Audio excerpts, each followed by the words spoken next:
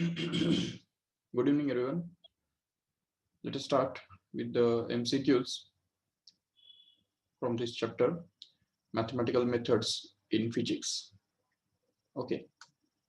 So last time हमने कुछ MCQs किए थे, तो आज के लेक्चर में और कुछ MCQs हम कंटिन्यू करेंगे. ठीक है, देखो ठीक से.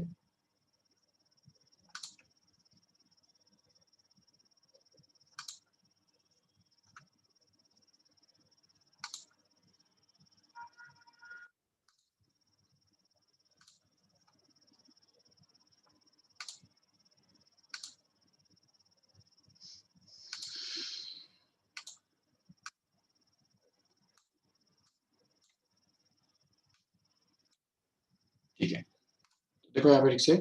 कल हमने यहाँ तक किया था.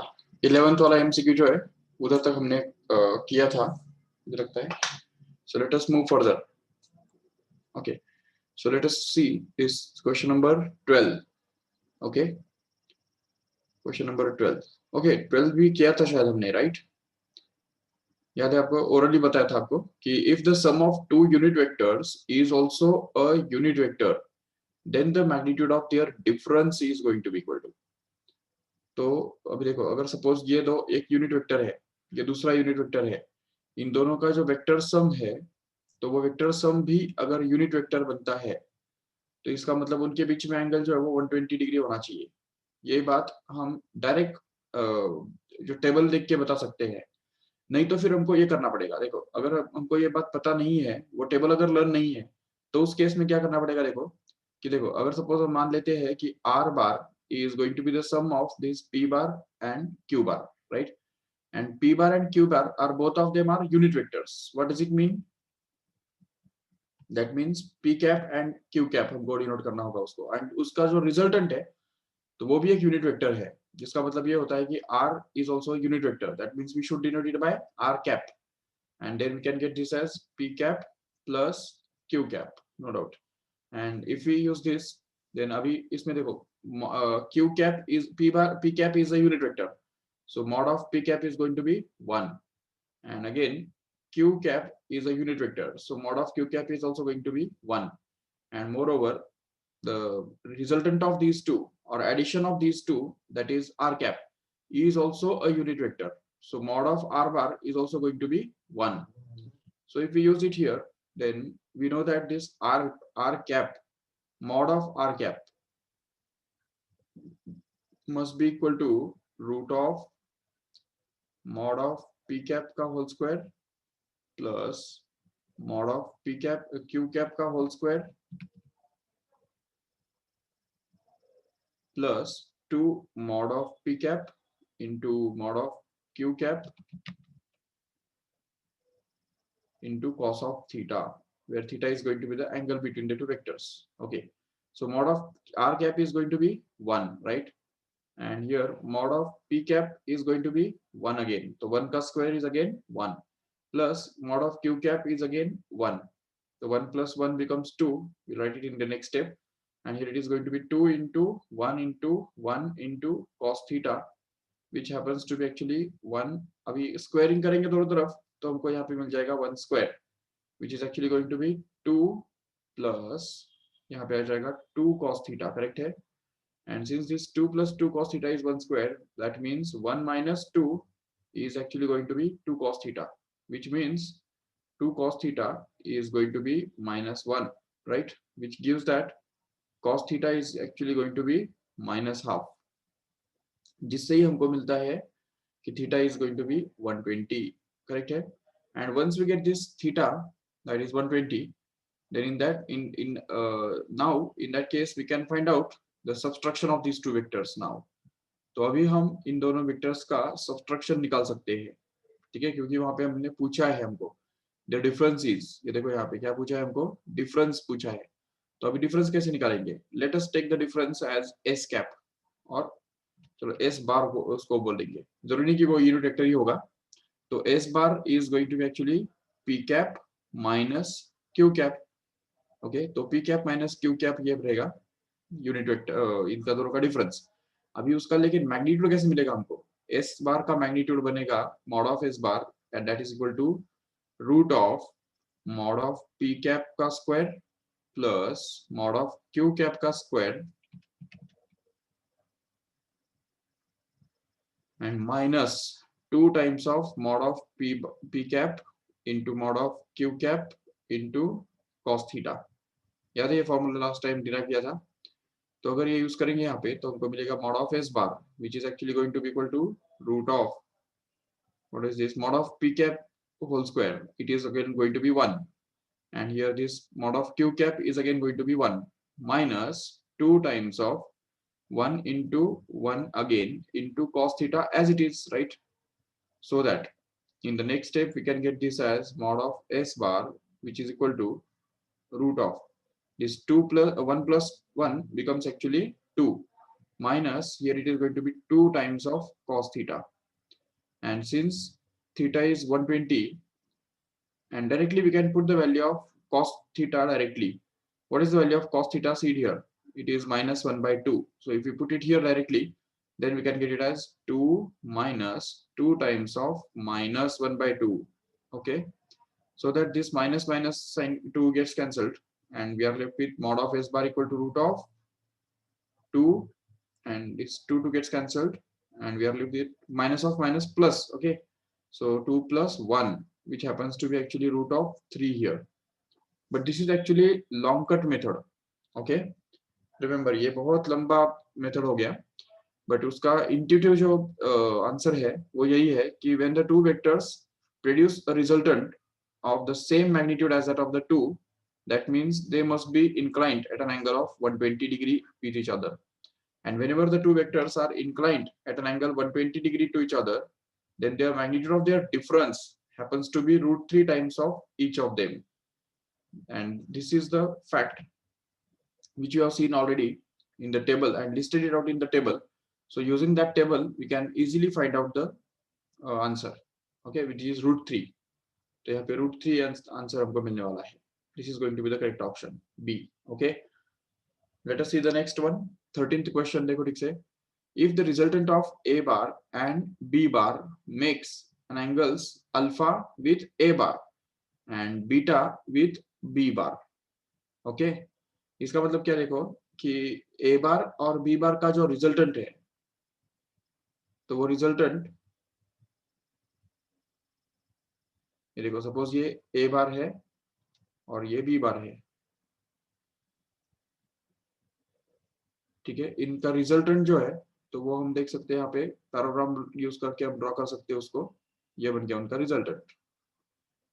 तो इस रिजल्टेंट का A बार के साथ जो एंगल बना हुआ है वो उन्होंने बोला है अल्फा है और B बार के साथ उसका जो एंगल बना हुआ है वो है suppose beta, right.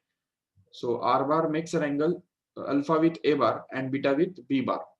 Then what is the true out of these 4 options here? तीन चार options के अंदर कौन सा option correct है? That means in short we have to compare this alpha and beta and we have to compare this A and B also. See here, we'll see an experiment. We do an experiment. एक simple सा experiment हम करके देखेंगे. अगर मान लो A बहुत लंबा निकालते हैं, देखो ठीक से ये A बहुत लंबा है as compared to B. Suppose ये B बहुत छोटा है, ये देखो ये A बार है और ये B बार है, तो mod of A bar is going to be greater than mod of B bar. So in that case the resultant of these two will be like this. तो यहाँ पे पैराग्राम जो बनेगा तो उसका जो रिजल्टेंट आएगा वो ऐसा बनेगा, देखो दिख रहा है. अब ये जो रिजल्टेंट R बार हमको मिल गया उसका इस A के साथ जो एंगल बना हुआ है वही तो अल्फा है ना, और ये B के साथ जो एंगल बना हुआ है वो एक्चुअली बीटा है. तो can't we find that alpha is less than beta since A is greater than B. और अगर उल्टा करेंगे तो क्या होगा, देखो if suppose A is very small, A is very short, okay, A बहुत छोटा है A बार, लेकिन B बार बहुत बड़ा है, ये देखो ये B बार बन गया. This is going to be B bar. Okay. Now where will be the resultant? ये इनके दोनों के बीच में एंगल थीटा है, no doubt. But if we try to draw the resultant of these two, then it will look like this. तो यहाँ पे वो बन जाएगा, ये बन गया रिजल्टेंट।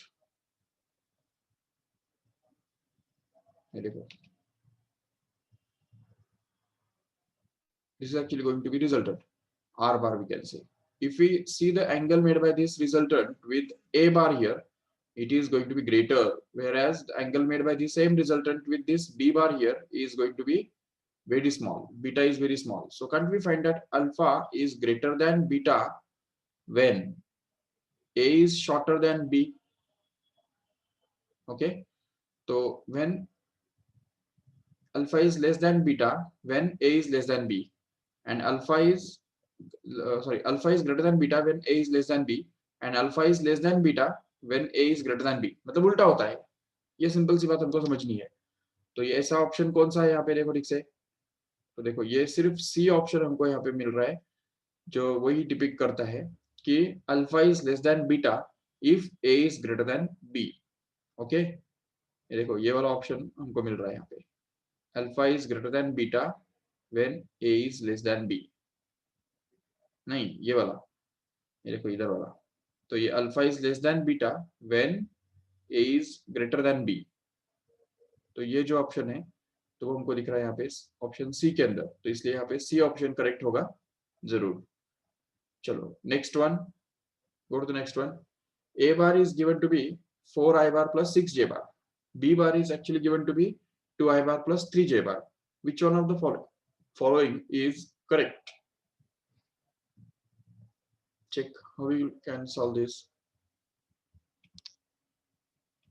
क्या करेक्ट होगा बताओ। देखो A bar is actually given to be 4i bar plus 6j bar, right? And B bar is here given to be 2i bar plus 3j bar. Can't we find that this, if we take this 2 common from this A bar here, तो इसमें से अगर 2 common ले लेंगे ना तो हमको क्या मिलेगा पता है, अंदर में बचेगा 2i bar plus 3j bar, which is nothing but this B bar, right? तो इसको हम ऐसा लिख सकते हैं कि नहीं, A bar is equal to 2 times of B bar. Check, इसका मतलब क्या हुआ, अगर B बार ऐसा है, ये समझो B बार है, तो इसका डबल करेंगे ना, तो डबल करने से हमको A बार मिलेगा, जिसका मतलब है कि A बार निकालने के लिए हमको B बार को सिर्फ 2 से मल्टीप्लाई करना जरूरी है। इस B बार को अगर हम 2 से मल्टीप्लाई कर देंगे तो हमको A बार मिल जाएगा। इसका मतलब सीधी बात यह है कि A bar and B bar are parallel, है कि नहीं? अगर A बार B बार का मल्टीपल मिल रहा है तो इसका मतलब ही ये होता है कि A bar is going to be parallel to B bar, and since A bar and B bar are parallel, we can say surely that their cross product will actually be 0, right? So see the parallel vectors, दो parallel vectors के बीच में angle कितना होता है, theta between these two is 0, and since theta is 0, sin theta is actually going to be 0, and hence A bar cross B bar, whose magnitude is actually going to be mod of A bar into mod of B bar into sin theta. So since sin theta is 0, this A bar cross B bar will also become 0. That means O bar here. So this is going to be the correct option. We have to find it out. We have to select. So we can conclude that since the two vectors are parallel to each other, the cross product of these two vectors must necessarily be equal to 0. Remember. So it is this A option correct here. Okay. Yes. Still, we can check this option A bar and B, C, and D also. Just check A bar dot B bar. What is it? If you find it out, A bar dot B bar, then 4i bar plus 6j bar dot, here it is 2i bar plus 3j bar. तो अगर इन दोनों को हमने dot product निकाला तो क्या आएगा, 4 into 2 plus here it is 6 into 3, which happens to be 8 plus 18, which happens to be actually 26, not 24, which is already there in this option B here. And also that A bar mod of A bar upon mod of B bar equal to 1 by 2. Is it true? Mod of A bar and mod of B bar. Nahi. Mod of A bar upon mod of b bar is actually going to be 2, not 1 by 2, because mod a bar is double of b bar ना. तो mod of a bar upon mod of b bar कितना होगा? 2 होगा. 1 by 2 कैसे होगा? Yes, सो इसलिए ये B और सी ऑप्शंस इनकरेक्ट है, और इवन डी तो इनकरेक्ट ही है. ऑलरेडी हम ऑब्वियसली देख सकते हैं कि A bar and B bar are anti parallel. कौन से भी एंगल से वो एंटी पैरेलल नहीं लग रहे हैं, क्योंकि वहां पे माइनस साइन होना चाहिए. अगर एंटी पैरेलल है तो इसका मतलब we should get that A bar is equal to minus of 2 times of B bar. ऐसे अगर मिलता तो फिर हम बोल सकते थे they are anti parallel, but not in this case now because there is no minus sign included. Yes, चलो next one. The magnitude of the vectors a bar, b bar are a and b respectively, then the vector product of a bar and b bar cannot be.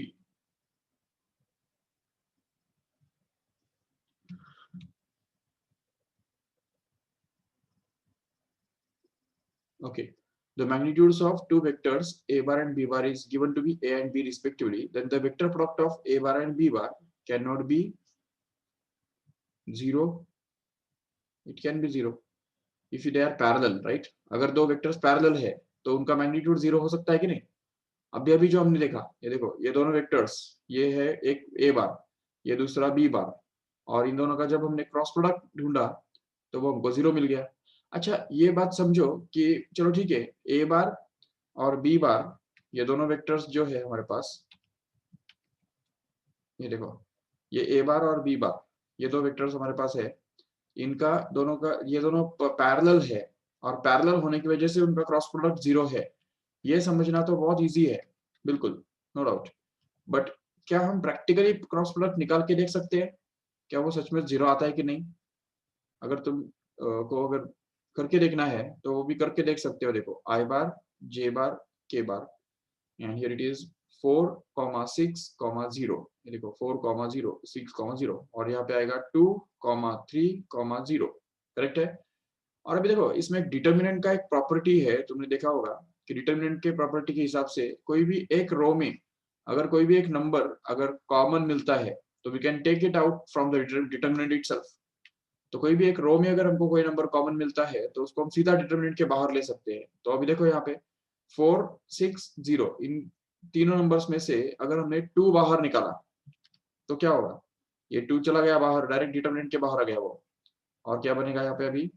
तो देखो, first row will include I bar, J bar and K bar, and here it will be 2, 3, 0, and third row will include 2, 3, 0. Again, there is another property that if suppose the two rows of this determinant are going to be equal, okay, equal, then the value of that determinant becomes 0. याद है ये बात तुमको? तो अगर दो determinant के दो अगर रोज अगर इक्वल आते हैं तो इसका मतलब उस डिटर्मिनेंट का वैल्यू 0 बन जाता है. और वो भी अगर तुमको नहीं पता है तो you can just expand this determinant formally, just direct I bar into क्या आएगा यहाँ पे? 0 - 0 आएगा, राइट? माइनस जे बार के साथ क्या जाएगा? ये देखो, ये 4 और ये इन दोनों का क्रॉस प्रोडक्ट हमको करना होगा, तो जो कि 0 - 0 मतलब 0 ही बनता है. सिर्फ के बार के साथ कुछ ना कुछ रहेगा. तो के बार के साथ क्या आएगा? देखो, के बार के साथ जाएगा ये माइनस ये, तो 4 3 12, and 12 minus this 6 2s are again 12, and hence we can get this as 12 minus 12 0. That means it is going to be 0 I bar plus 0 j bar plus 0 k bar. Correct है? And that is going to be the O bar, which is the null vector here. So ये हम समझ सकते हैं आराम से, याद रखो ठीक से. So that means even if the two vectors are not going to be 0, but still their cross product can be 0. That means this, we cannot be sure about this here. Okay, and less than AB, ये check करो, ये हो सकता है क्या? It's always less than AB, can never be less than AB. अच्छा हाँ, question पढ़ो ठीक से. The vector product of A bar and B bar cannot be less than AB. ये सच है क्या? ये देखो, ए बार और बी बार, इन दोनों का क्रॉस प्रोडक्ट अगर हमने किया, उसका जो मैग्नीट्यूड है तो वो रहता है actually mod of A bar into mod of B bar into sine theta, right? And इसका मतलब ये क्रॉस प्रोडक्ट जो है इन दोनों का, mod of A bar cross B bar, is going to be A into B into sine theta. But as we know that sine theta is always going to be less than 1. That means this cross product is always going to be less than AB. Correct है? तो ये जो cross product है दो vectors का वो हमेशा AB से छोटा ही होता है. तो उन्होंने क्या बोला है कि cannot be less than AB. तो वो तो रॉन्ग आंसर हो गया. This is not the correct option. Equal to AB वो भी नहीं, वो भी तो हो सकता है अगर sin थीटा इक्वल टू 1 बन जाए. अगर दो वेक्टर्स परपेंडिकुलर है तो sin theta will be 1 and in that case the cross product of these two vectors will be equal to AB. तो इक्वल टू भी हो सकता है, हमको कैनॉट भी चाहिए ना. तो अभी यहाँ पे देखो ग्रेटर देन AB. ये चेक करो, can the cross product of two vectors be greater than AB. देखो दो वेक्टर्स का क्रॉस प्रोडक्ट अगर AB से ज्यादा है तो उसका मतलब यहाँ पे क्या आएगा, यहाँ पे AB sin थीटा आएगा कि नहीं. तो AB sin theta must be greater than AB which is possible only when sin theta is greater than 1. Correct है, क्योंकि यहाँ से अगर AB कैंसिल कर दो दोनों तरफ से तो उसमें से हमको मिलेगा sin theta must be greater than 1. But कौन सा एंगल ऐसा है जिसका साइन 1 होता है, 1 से ज्यादा होता है? कोई नहीं, क्योंकि देखो sin 0 तो 0 है नो डाउट. ठीक है, sin 0 इज 0. sin 30 कितना है? हाफ. हाफ मतलब लेस देन 1 ही हो गया कि नहीं. sin 45 कितना होता है?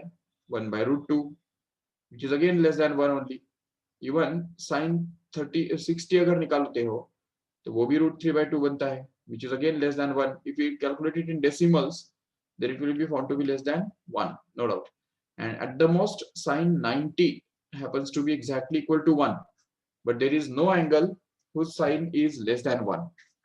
Even if we take this angle to be greater than 90, if we think about sin 120 then it is actually going to be √3/2.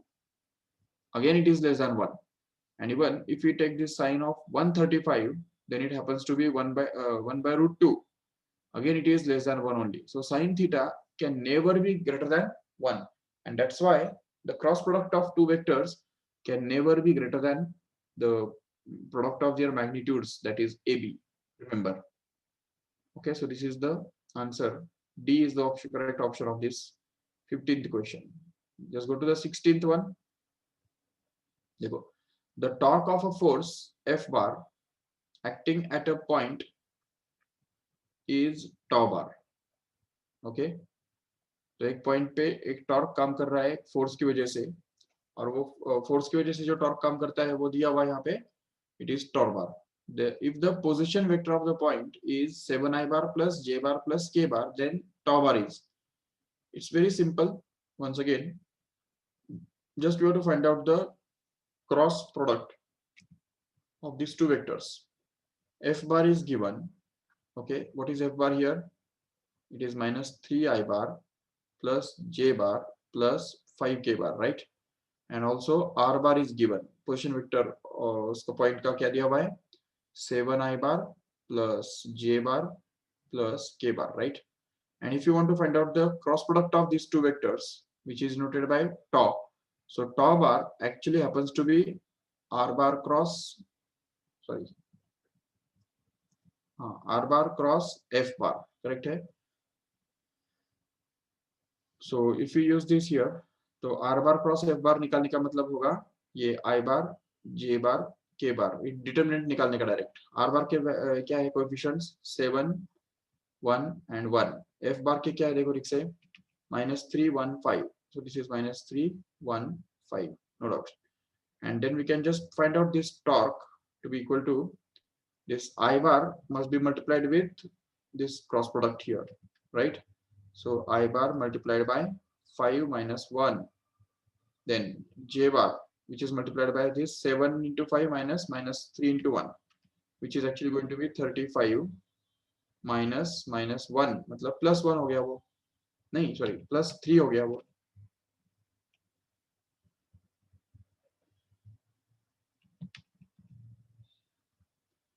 Okay, and finally it is K bar multiplied with, अब देखो K bar के लिए ये और ये दोनों का cross product करके ऐड करना पड़ेगा. तो 7 1 जा 7 minus of minus plus and 3, correct? So that we get this torque bar to be simply equal to 4i bar minus 38 J bar, okay, and plus 10 K bar, okay. So this is actually going to be this cross product of these two vectors. So it is actually going to be 4I bar minus 38 J bar plus 10 K bar. Maybe some wrong question. Let us check. देखो 7 2 1 वो तो correct, अच्छा 2 है वहां पे, है ठीक है, तो यहाँ पे 2 है, सिर्फ इतना ही फर्क कर ला, बाकी -3 1 5 एज इट इज है। तो अगर यहाँ पे 2 आ गया तो उसकी वजह से क्या होगा,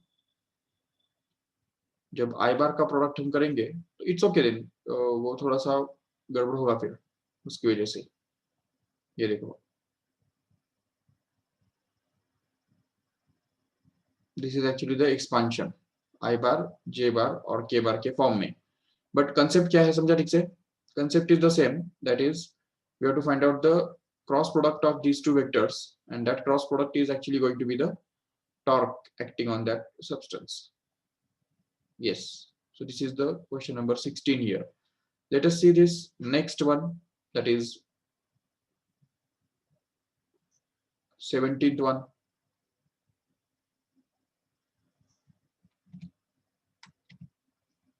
Check projection of P bar on Q bar, जो ऑलरेडी मैंने बताया था, प्रोजेक्शन ऑफ, क्या बताया था formula, P bar on Q bar is simply P bar dot Q bar upon mod of Q bar, जिसके ऊपर प्रोजेक्शन निकालते हैं उसका ही मैग्नीट्यूड से हमको डिवाइड करना पड़ता है। But we can write this as P bar dot, this can be written as, इसको हम ऐसा लिख सकते हैं एक के नीचे, तो it will be Q bar upon mod of Q bar. But as we know that this Q bar upon mod of Q bar happens to be Q cap, right? इसको तो हम यूनिट वेक्टर बोलते हैं in the direction of Q bar, जिसको हम Q cap से denote कर सकते हैं आराम से। If you denote it by Q cap, then this projection of P bar on Q bar becomes actually equal to P bar dot Q cap, which is already there in this option A. Check. A option के अंदर वो है, that is going to be the correct option. Okay, projection of P bar on Q bar is going to be P bar dot Q cap, remember. चलो next one, 18th one. The resultant of two vectors of magnitudes 2a and root 2a acting at an angle theta is root 10a, then correct value of theta is, let us solve this properly. देखो resultant जो है, resultant को हम क्या बोलते हैं, R, correct है। What is R given here, it is actually root 10a, correct है, ये रूट 10a मतलब ही आर है, तो just put it there. So this is going to be root 10a which is R. Yes, और किसका resultant है वो, 2a मैग्नीट्यूड वाले वेक्टर का और रूट 2a मैग्नीट्यूड वाले वेक्टर का। तो let us take this two as p and q here. So p is actually going to be 2a and q is actually going to be root 2a, right? And if we have that r is actually equal to root of p square plus q square plus 2pq cos theta, तो अगर हम ये करेंगे तो इसमें r के बदले क्या आ रहा है, root 10a. So just replace it by that p square, p के बदले क्या रखना है हमको, 2a, तो ये देखो 2a बन गया p के बदले उसका स्क्वायर, प्लस q के बदले क्या रखना है हमको, रूट 2a, करेक्ट है, तो दिस इज रूट 2a और उसका भी square, plus 2 times of p के बदले वापस 2a, ओके, q के बदले फिर से root 2a and multiplied with this cos of theta which is to be found out, theta ही हमको निकालना है। तो देखो, तो यहाँ पे फिर अगर दोनों तरफ अगर स्क्वायरिंग कर देंगे ना, तो ये जो पूरा ब्रैकेट है उसका स्क्वायर हो जाएगा। So let us do that. So here it is going to be root 10a and उसका the whole square which is equal to, ये स्क्वायर रूट हट जाएगा और बचेगा क्या है, देखो तो देखो ये 2a का होल स्क्वायर जो बनता है 4 times of a square plus root 2a का होल स्क्वायर मतलब ही वो बनता है 2 times of a square, right, plus here this 2 into root 2 becomes actually 4 root 2, correct hai? So this is going to be 4 root 2 multiplied by cos theta as it is. Yes. And then we can just simplify this further and get this root 10a ka whole square, that is going to be 10a square, correct hai? Which is going to be equal to 4a square plus 2a square actually comes out to be 6a square. So this is going to be 6 times of a square and plus 4 root 2 into cos theta as it is. Yes. Now just take this in that side. Sorry. a square भी तो है ना वहाँ पे. ये देखो ये cos theta जो है, इस cos थीटा के पहले a स्क्वायर भी तो आएगा कि नहीं? जरूर, क्योंकि ये a और ये a मल्टीप्लाई होके वो a स्क्वायर बनेगा. देखो तो ये बन गया इधर a square and cos theta is kept as it is, no doubt. Again here we can see this 4 root 2 into a square into cos theta kept as it is. Just shift this term in this side so that we get this as 10a square minus 6a square, which is going to be equal to 4 root 2 a square cos theta. And what is this? 10a square minus 6a square, it becomes 4a square actually. So this is 4a square, which is going to be equal to 4 root 2 into a square cos theta. So that here a square gets cancelled from both sides and 4 also gets cancelled from both sides, and we are left with simply 1 is equal to root 2 into cos theta, correct hai? Which means 1 by root 2 is equal to cos theta. तो cos theta अगर 1 by root 2 के बराबर है तो theta कितना होना चाहिए? 45 होना चाहिए. और क्या होना चाहिए? That is going to be the answer, which is already present there in the option number B here. Okay, so B is going to be actually the correct option. Let us see the next. Given theta is the angle between A bar and B bar, then mod of A cap cross B cap is. Okay. See, what is our definition of A cap cross B cap? A bar cross B bar का definition क्या होता है? वो होता है mod of A bar into mod of B bar into sine of angle between A bar and B bar. Suppose this is A bar and this is B bar. Okay, तो इन दोनों का जो क्रॉस प्रोडक्ट है वो हम इस तरह से निकालते हैं. ठीक है, अभी देखो अगर theta is angle between A bar and B bar, मतलब ए बार और बी बार के बीच में एंगल कितना है? थीटा है. तो अभी हमको निकालना क्या है? देखो mod of A cap cross B cap. तो मतलब we want to find out mod of A cap cross B cap. How much it will be? According to the definition, it will actually be equal to mod of A cap into mod of B cap into sine of angle between A cap and B cap. But as we know that this A cap मतलब unit vector along A bar and B cap means unit vector along B bar. तो A cap और B cap के बीच में भी वही angle रहेगा जो A bar और B bar के बीच में है जरूर, और इसलिए यहाँ पे ये sin थीटा ही आएगा, no doubt. But as we know that this A cap is a unit vector, B cap is also a unit vector. So unit vector का magnitude कितना होता है? It's 1. So mod of A by A cap is going to be 1, and at the same time mod of B cap is also going to be equal to 1. And if we use this here, then we can get this as mod of A cap cross B cap is actually going to be equal to, अच्छा ये mod of A cap क्या बन जाएगा? 1. Okay, into what is this mod of B cap here? It is also 1, and here this sin theta will be left as it is, and hence we can get this as sin theta as a final. And 1 into sin theta मतलब क्या बनता है? वो simply sin theta बनता है, which is going to be the final answer, which is here in the option number A here. Okay, next, what is the angle between I bar plus J bar plus K bar and I bar? Check how we can get that. See here, the vector P bar is actually given to be I bar plus J bar plus K bar. Okay, and दूसरा vector कौन सा दिया हुआ है? Q bar, जो कि I bar सिर्फ है, plus 0 J bar plus 0 K bar बोल सकते हो. ठीक है, तो अभी एंगल निकालने के लिए हमारे पास दो मेथड्स है. ठीक है, एक तो हम यहाँ पे डायरेक्ट ऐसा कर सकते हैं, cos थीटा का जो फॉर्मूला हमारे पास है तो वो यूज कर सकते हैं यहाँ पे P bar dot Q bar upon mod of p bar into mod of q bar, no doubt.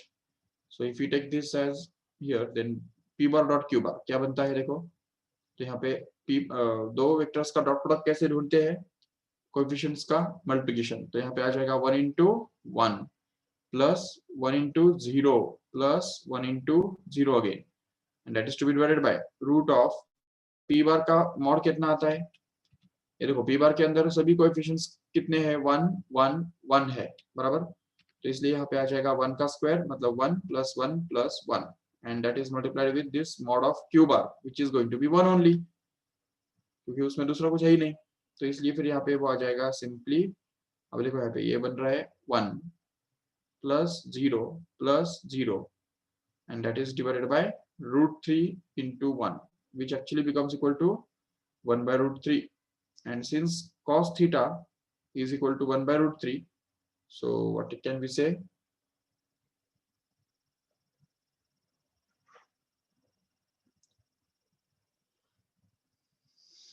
so 1 by root 3 cos theta is equal to 1 by root 3 means theta must be actually equal to cos inverse of 1 by root 3.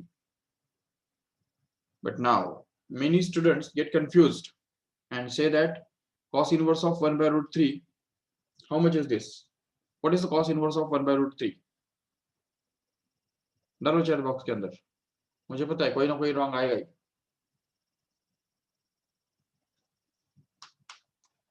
Please put it in chat box. Which angle has its value of cos theta as 1 by root 3? कौन सा angle का cosine 1 by root 3 के बराबर है? Yes, कोई नहीं, क्योंकि देखो cos 0 is 1, cos 30 is root 3 by 2, correct है, cos 45 is 1 by root 2, cos 60 is 1 by 2 and cos 90 is 1. तो देखो यहाँ पे किधर 1 by root 3 दिख रहा है तुमको, 1 by root 3 तो किधर भी नहीं है, तो इसलिए हम देख सकते हैं आराम से कि cos of any angle is never equal to 1 by root 3. Okay, standard angle, तो ये जो यहाँ पे जो दिख रहे हैं, ये यहाँ पे एक तो 0 दिख रहा है, दूसरा यहाँ पे पाई बाय 6 मतलब 30 डिग्री दिख रहा है, और cos पाई बाय 3 यहाँ पे दिख रहा है, और चौथा नन ऑफ दिस दिख रहा है, तो none of this must be the best answer because all these three A, B and C are not correct here, and that's why we can select none of these as a suitable answer here. Okay, so next one, in the resultant of two vectors of the following sets of forces cannot be zero. Okay, we want to find out the forces जिनका addition 0 कभी नहीं हो सकता. Check करो, ये देखो, अगर suppose एक फोर्स है 10, 20 एंड 40, अच्छा इनका अच्छा एक बात देखो, यहाँ पे एक ऐसे बात है, इसको इस तरह से समझ सकते हो कि अगर दो वेक्टर्स है ना, इन एक का मैग्नीट्यूड मान लो 4 है और दूसरे का मैग्नीट्यूड सपोज 3 है, ठीक है, तो मैक्सिमम इन दोनों का मैग्नीट्यूड कितना हो सकता है, मैक्सिमम इनके रिजल्टेंट का मैग्नीट्यूड मैक्सिमम कितना हो सकता है,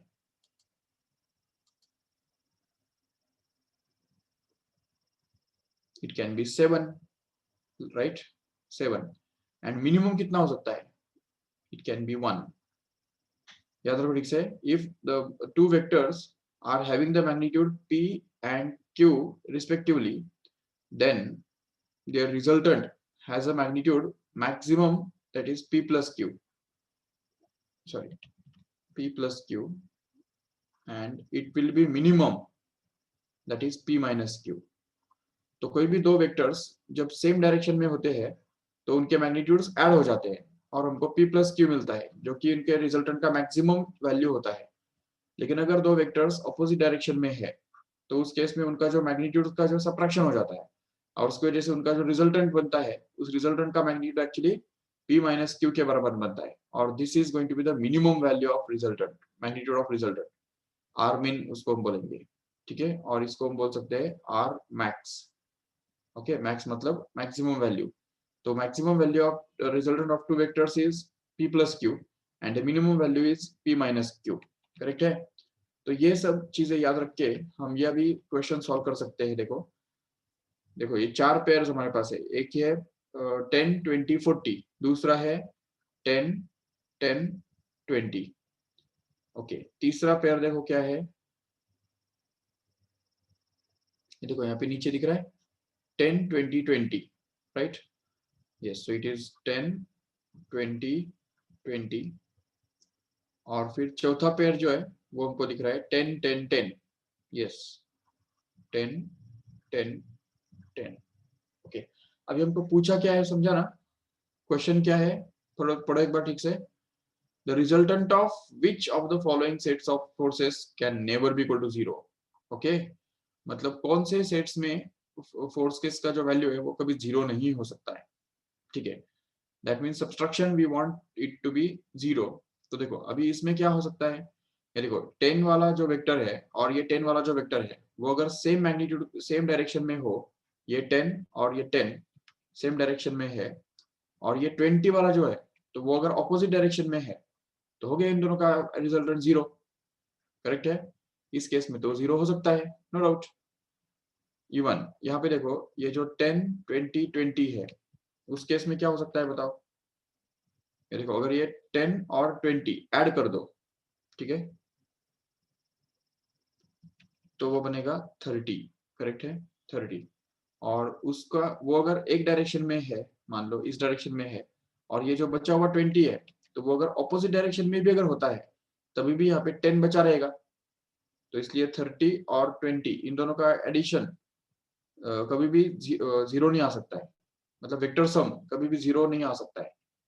चेक करो एक बार. इवन अगर हम ये देखेंगे ठीक से, ये 20 और 20 ये दोनों की अगर ऐड करते हो तो बनता है 40. और दूसरा वैल्यू कितना है, दूसरा वेक्टर कितना है, मैग्नीट्यूड का है 10 मैग्नीट्यूड का है. तो अभी 40 और 10 कभी कैंसिल करेंगे क्या एक दूसरे को? कभी नहीं करेंगे. इसलिए यहाँ पे हम देख सकते हैं कि अच्छा, लेकिन ये क्या है, इसका क्या?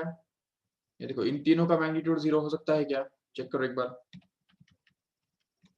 ये देखो ये 10, ये 10 और ये 10. अगर तीन वेक्टर्स इक्विलेटरल ट्रायंगल के अलावा अगर हो तो उनका मैग्नीट्यूड जो है वो जीरो बन सकता है, नो प्रॉब्लम. ओके,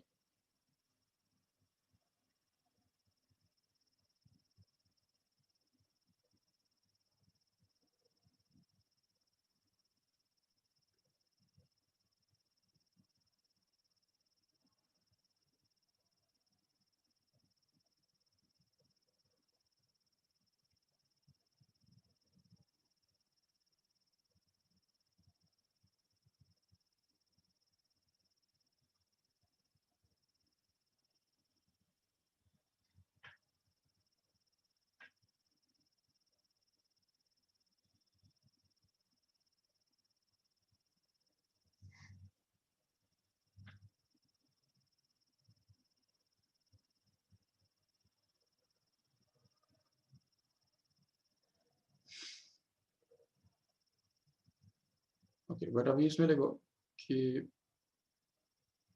किसी भी ट्रायंगल में, ये देखो इस केस में क्या है कि अगर सपोज एक ट्रायंगल है, उसका एक साइड 10 मैग्नीट्यूड का है, ओके, और दूसरा साइड जो है वो 20 मैग्नीट्यूड का है सपोज. तो जो तीसरा साइड है तो वो 20 मैग्नीट्यूड का हो सकता है.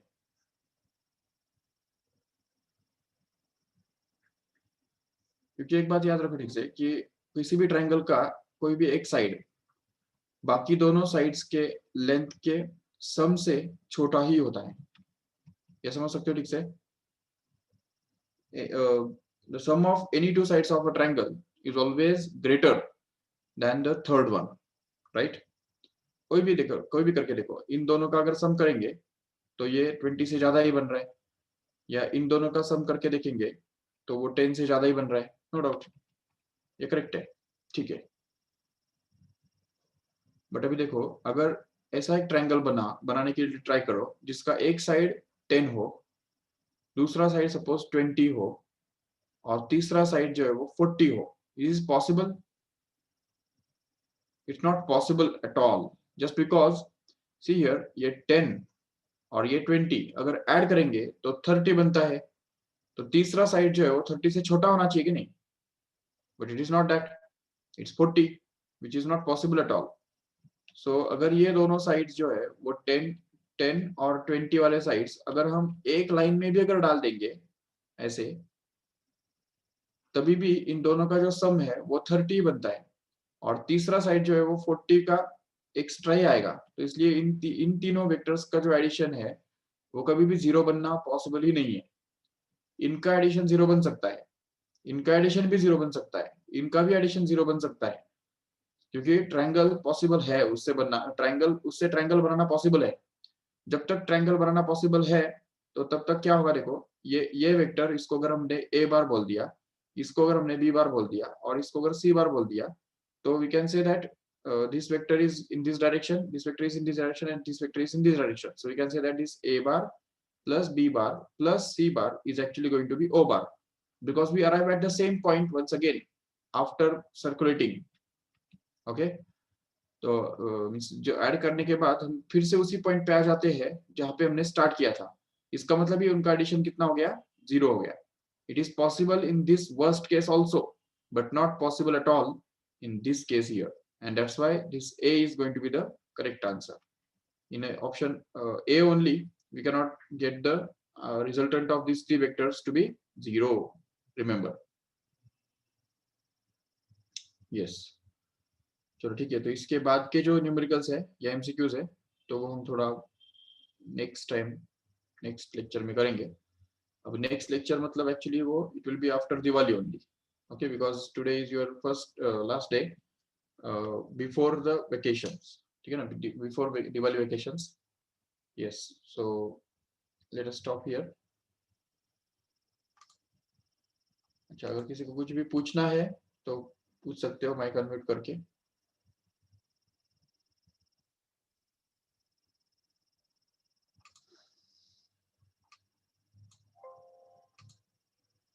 ठीक है, let us stop this lecture here then.